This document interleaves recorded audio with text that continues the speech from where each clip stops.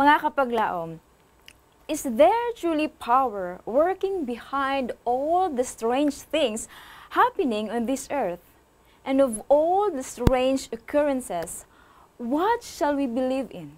Join us in our strange study right here on Let's Pray Pilipinas, live in Cebu.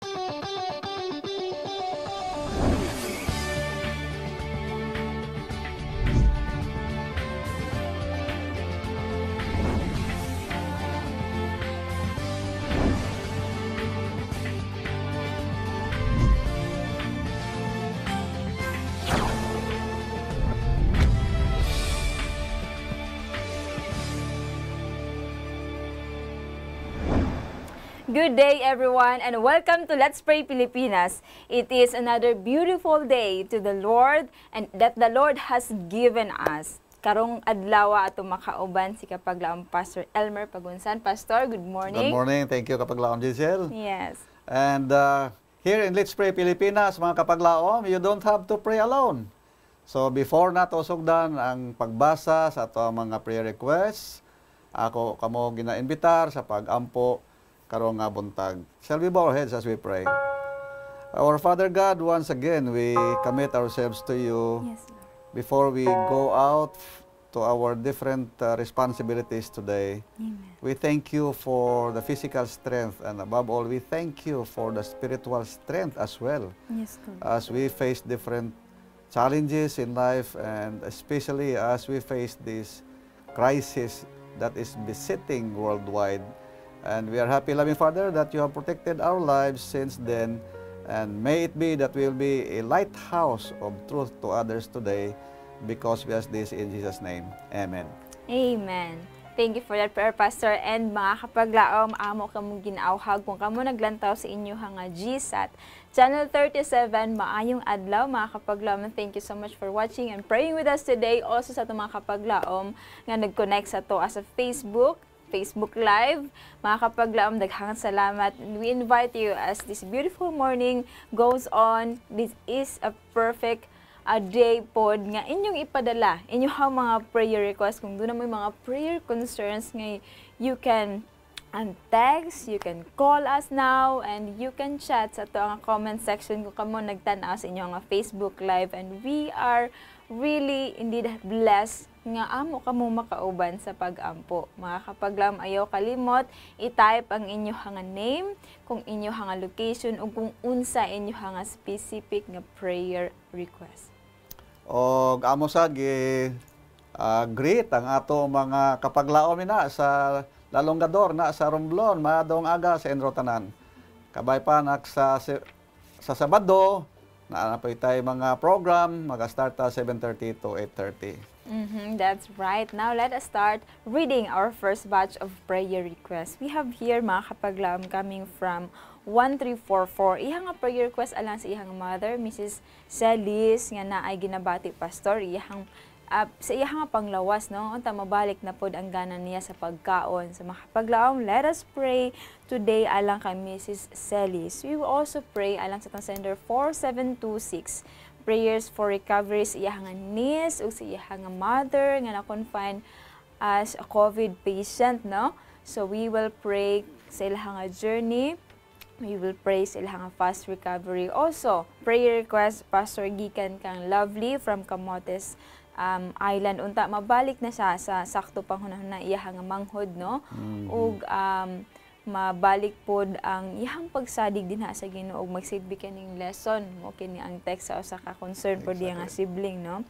So let us pray alang sa igsuon ni Kapaglaom Lovely, and we will also pray alang sa sender 3238 prayers para sa iyang bata, iyang anak nga si Crystal Jane Bobo na ay hubag iyang liog pastor taga Dumingag, Sambuanga del Sur ni sila.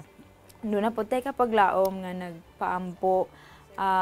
Please pray alang kang Jake Smith, a friend from Australia, na lockdown siya pastor din hiya sa Philippines noong nag-suffer siya kan grabe gyud nga depression gani naa siya karon sa rehabilitation center we don't know asa na, and we will pray alang po siya nga partner nga 7-month-old 7 months nga pregnant siya, pastor, atong i-pray ang tibuok pamilya unta malampasan nini kapag laom Jake kini mga pagsulay siyang kinabuhi ug mabalik siya pag-alagad sa Ginoo, mas mulig-on ang pagsalig sa Ginoo. And the last ato ang first batch mga kapaglaom, we have Ling Sinyeres. Let us pray alang sa Sinyeres family, dinahaa sa Surigao del Sur, nagpaampo pud siya nga unta magkahiusa sila sa pag-alaga dinha sa Ginoo. Mga kapaglaom, amo kay mong gina-invite sa usa ka prayer session with Pastor Pagunsan. Okay, with pleasure. Let us bow our heads as we seek the Lord in prayer. Amahan namo nga naa ka sa kaitaasan sa mga langit, niining kabuntagon, amo gipasalamatan nga gitagaan mo pa kami sa kinabuhi, imo kami giampingan sa tibuok gabi namo nga mga pagtulog. Yes. Niining kabuntagon Ginoo, amo gi-presentar sa imuha atubangan kaling amo mga kaigsuonan imong anak lalaki ug babae nga naghangyo sa imuhang gahom paaron nga sila makabaton sa ilang mga yangungo sa imo ha. Una, amo gidala sa imo kining amo igsuon si Ma'am Silis. Hinaot pang tagaan mo siya og maayong panlawas aron makaserbisyo sad siya sa iyang pamilya o sa imuhang simbahan. O ginaot pa nga tagaan mo pod maayong lawas kining amo igsuon ang iyahang mama.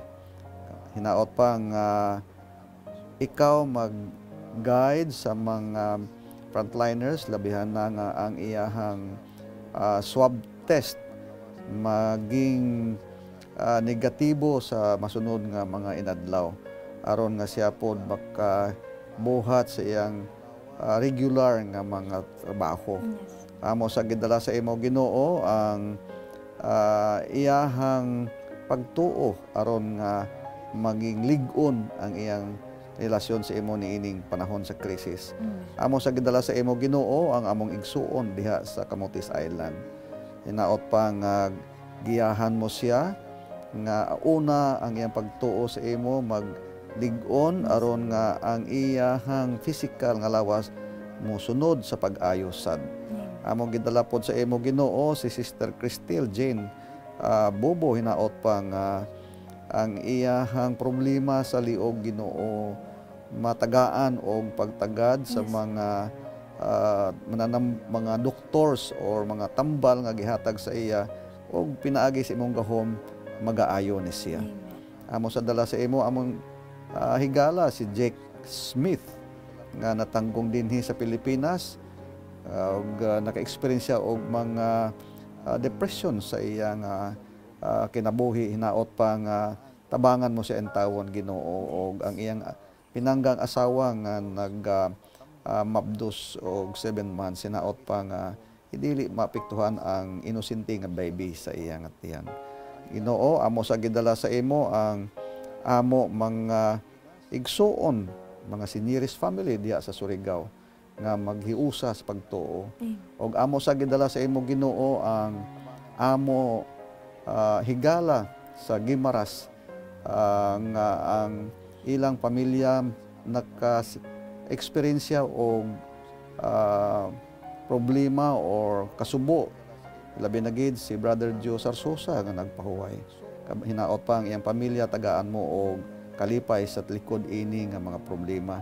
Og amo sa gidala sa imo amo mga retirees once sila na biktima sad og mga COVID problems. Hinaot pa nga kining amo mga paghangyo naglambot sa trono sa bugay nga ihatag mo suno sa makinangnanon sa imong anak lalaki ug babae dinhi sa yuta. Kay amo kini gipangangyo o gipangayo sa pangalan ni Hesus. Amen. Amen. Thank you so much, Pastor, for that prayer. Once again, mga kapaglaom, you can still send your prayer requests and praise reports. And mga kapaglaom, at ang si kapaglaom Renan, ato siya makauban live din sa itong programa Let's Pray Pilipinas later on. Siya magabasa sa itong second batch of prayer requests. Now, mga kapaglaom, atong paghahisgutan this very strange topic, Pastor, since we are approaching the month of November, and we all know nga sa tibok kalibutan nag-celebrate ni ining kuan, Pastor, All Souls Day, no? So mga kapaglaom, mga taapong topic magtuyok ni ana sa tibuok bulan, no, maghisgot ni anang mga may hisgot og mga pagsalig, mga kahibulungan, mga experience sa mga tao nga nakasinati gayud og mga strange things sa ilang kinabuhi. Now, speaking of discussion, mga kapaglaom, mga to ang paghisgutan karong adlaw, magahisgot kita og from fear to faith. Pagkanindot, mga kapaglaom, ang atong quote of the day nagaingon, in the darkest of days, when appearances seem most forbidding, fear not. Have faith in God. Prophets and Kings 164. Pagkanindot, Pastor. Thank you. And today, mga kapaglaom, sa wapata mag-discuss aning atong topiko, we shall hear a beautiful testimony by a man finding strength to face life's real spiritual battle in the faith he has found in God. Maminaw ta sa testimony. Is there truly power working behind all the strange things happening on this earth? Revelation 12:12 says, "Therefore rejoice ye heavens, and ye that dwell in them. Woe to the inhabitants of the earth and of the sea, for the devil is come down unto you, having great wrath, because he knoweth that he hath but a short time." In the midst of this reality, why mustn't we, God's children, be afraid? Today we shall hear a testimony of a man finding strength to face life's real spiritual battle in the faith he has found in God. Okay, ako ngayon share karon kapunon is akong personal encounter about ang gitawag nila espiritu nga dili iya sa Ginoo.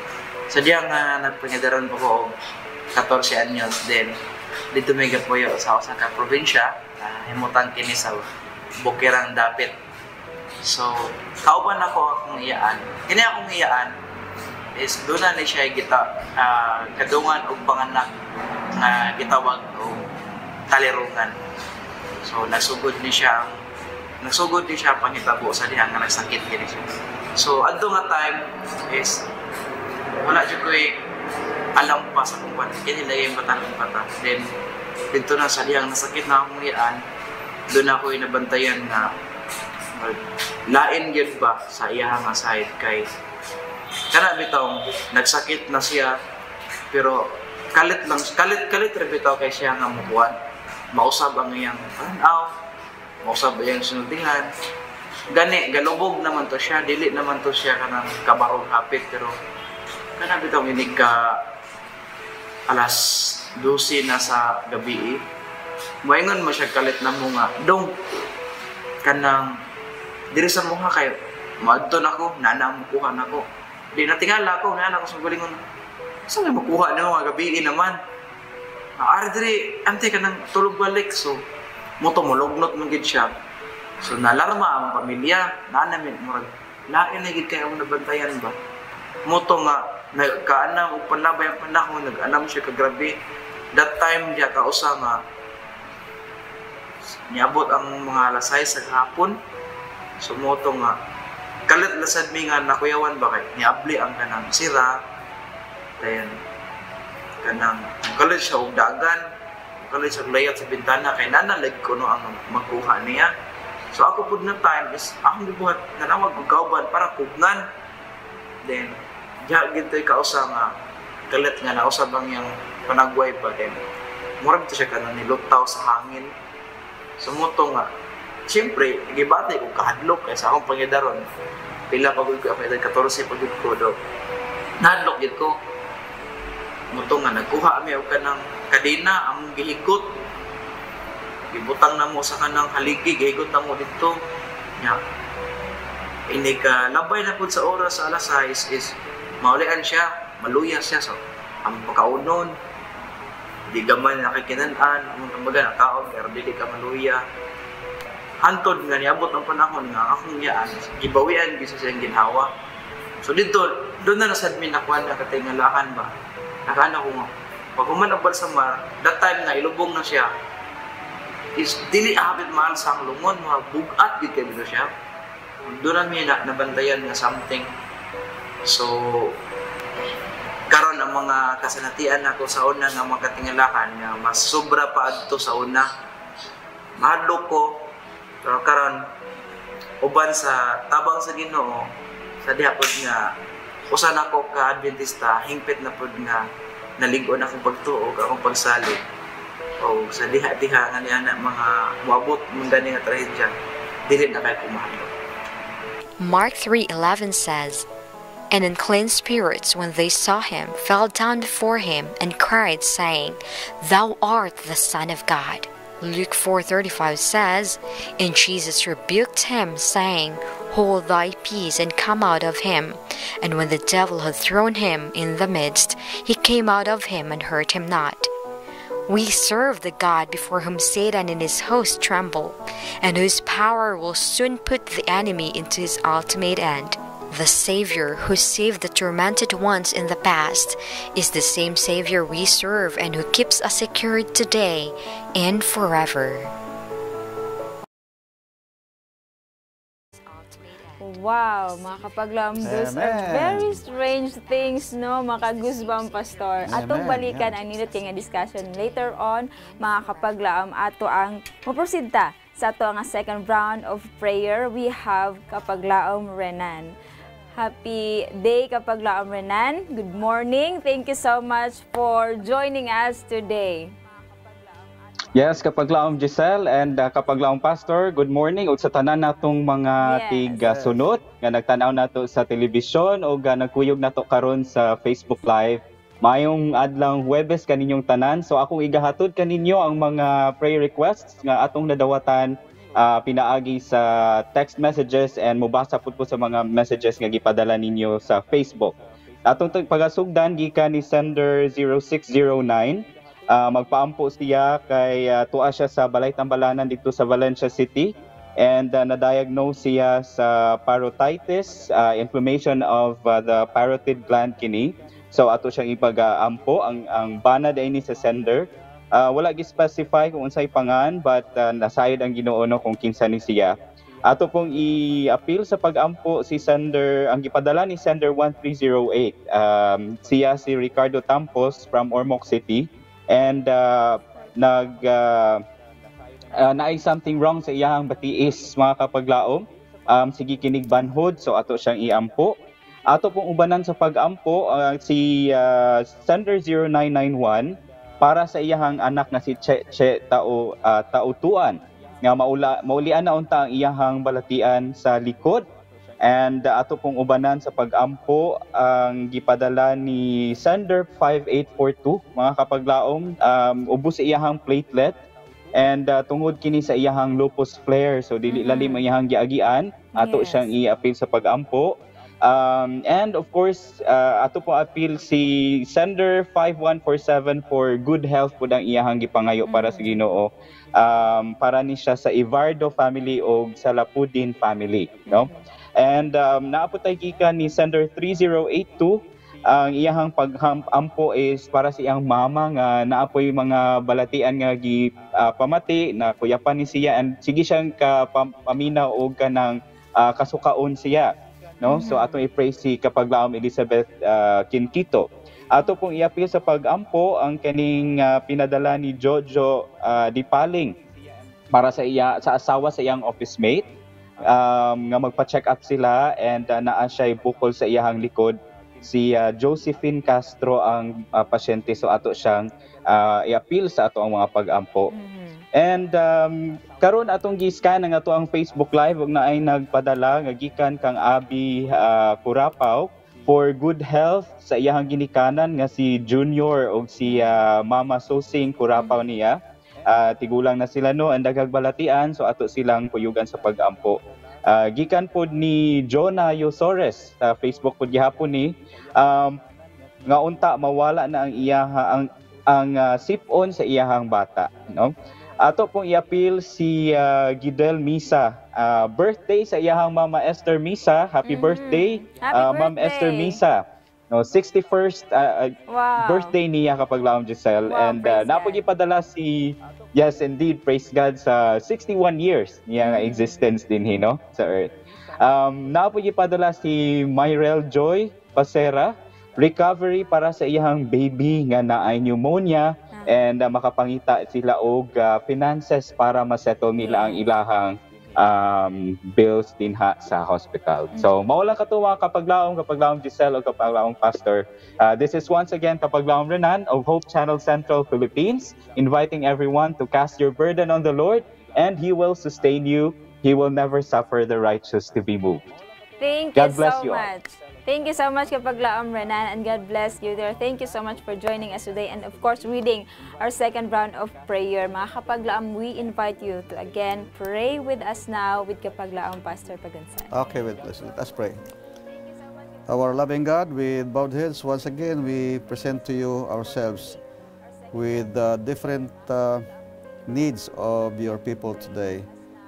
First, we pray, Lord, for our dear brother in Valencia City. Yes, Lord.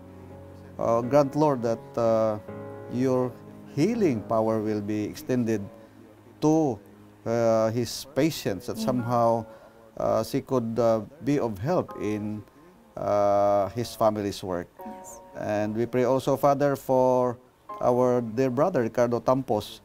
Grant, Lord, that your healing power as well will be granted to him, especially in part of his legs, of his body.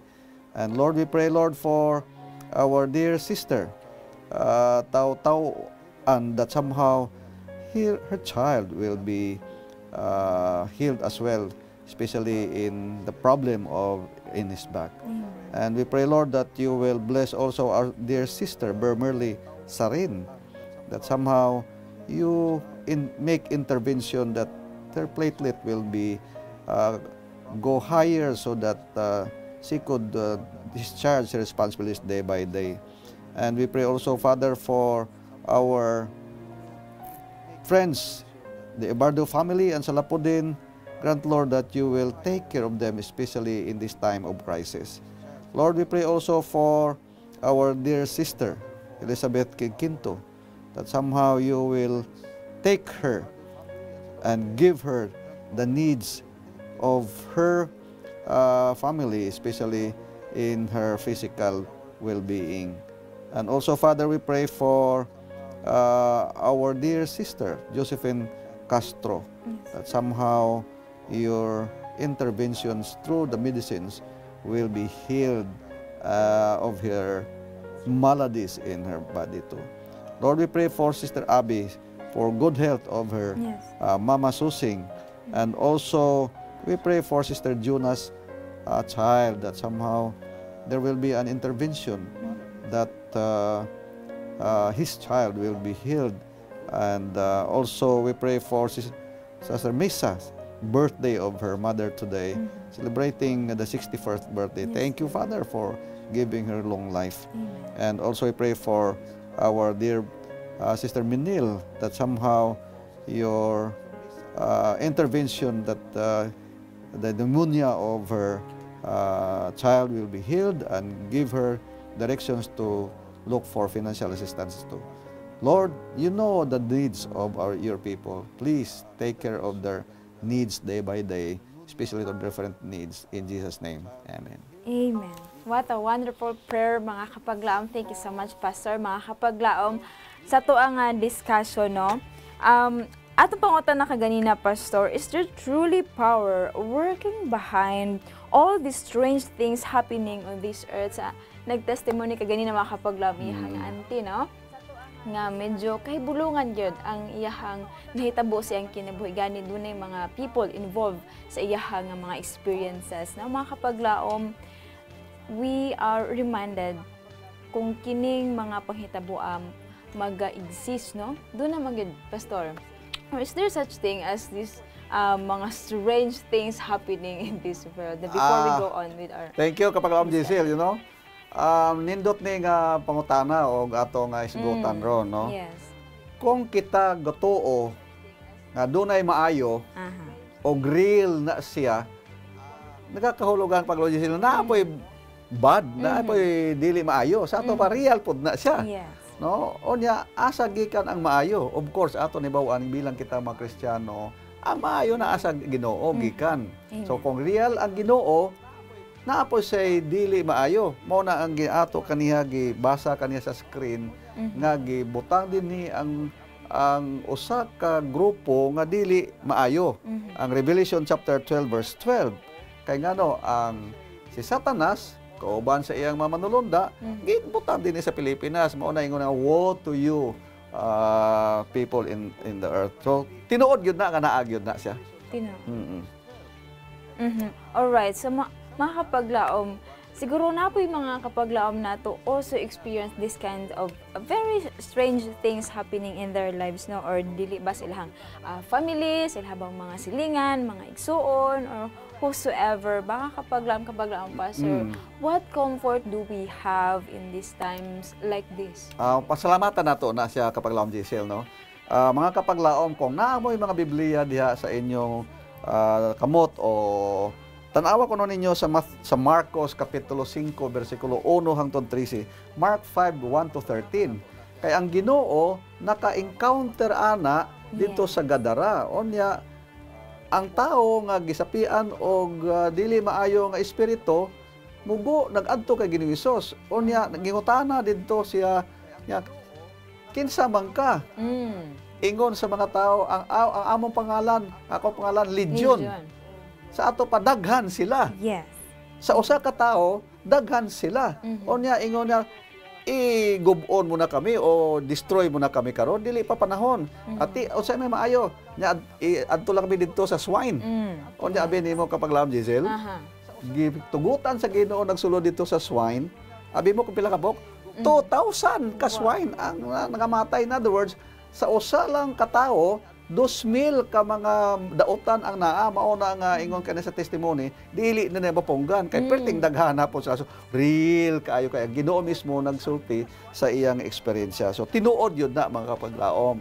So kung tinuod na siya, then ato tagaan o pagtagad, palagi kita sa Ginoo kay mao lang na ang ato nga tambal.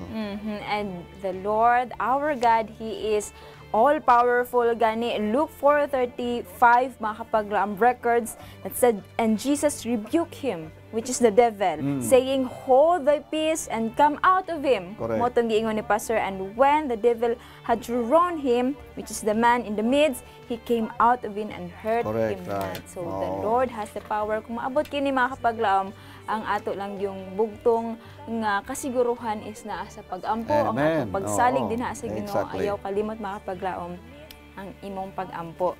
Daghang salamat sa inyong pagpakig-uban mga kapaglaom sa ato nga discussion. More of this discussion mahitabo karong Sabado. Ayaw kalimot mga kapaglaom that around us there may be stories of paranormal activities, but should we fear? Correct. Surely not, for we indeed serve a living God. Amen. Our God is capable, mga kapaglaom, of anything from throwing out demons to moving mountains. So, if you have a friend, a relative, or an acquaintance who has seen or heard these things, remind them of our living God. Amen. Thank you so much, mga kapaglaom, those viewers na to sa Facebook o sa ilang lain-lain ng mga television. Thank you so much for joining us today. And this is your kapaglaom, Pastor Pagonsan of Hope Channel Cebu, reminding you to rely upon His sure promise. Let us not be weary in well-doing, for in due season we shall reap if we faint not. This has been your kapaglaom, Giselle of Hope Channel Cebu, reminding you that God shall supply all your needs according to His riches in glory by Christ Jesus. Only here on Let's Pray Pilipinas, where you don't have to pray alone.